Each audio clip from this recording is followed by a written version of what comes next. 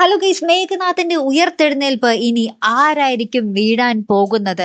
അതേ കൂട്ടുകാരെ, വളരെ നിർണായകമായിട്ടുള്ള മുഹൂർത്തങ്ങളിലേക്കാട്ടോ നമ്മുടെ മഹാലക്ഷ്മി പോയിക്കൊണ്ടിരിക്കുന്നത്. ഇത്രയും നാളും നമ്മുടെ മേഘനാഥൻ കോമയിലായിരുന്നു, തിരികെ ജീവൻ കിട്ടോ എന്നുള്ള ഒരു സംശയത്തിലൊക്കെ തന്നെയായിരുന്നു. പക്ഷേ നമുക്ക് ഇനി കാണുവാൻ സാധിക്കുന്നത് മേഘനാഥന് പയ്യെ ബോധം വരുന്നു, മേഘനാഥൻ എല്ലാം ഓർക്കുന്നു, പറയുന്നു, സംസാരിക്കുന്നു.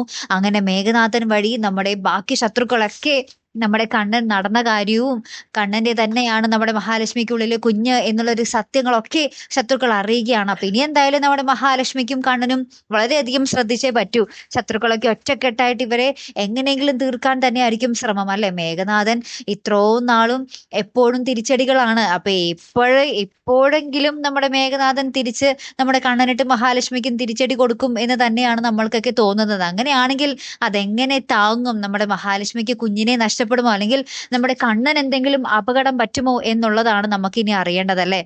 ചിലപ്പോൾ മഹാലക്ഷ്മിനെ ഒന്നും ചെയ്യില്ലായിരിക്കും, കണ്ണനെ ആയിരിക്കും ചിലപ്പോൾ നൈസായിട്ട് തീർക്കാൻ ശ്രമിക്കുന്നത്. അങ്ങനെയാണെങ്കിൽ കണ്ണനെ രക്ഷപ്പെടുത്താൻ ആര് വരും എന്നുള്ളതും ചോദ്യം ബാക്കി കേട്ടോ. കാത്തിരിക്കാം. അപ്പൊ അടുത്തൊരു വീഡിയോയുമായി വരുന്നത് വരയ്ക്കും. ഹെറാം ദി മലയാളി സൈനിങ് ഓഫ്.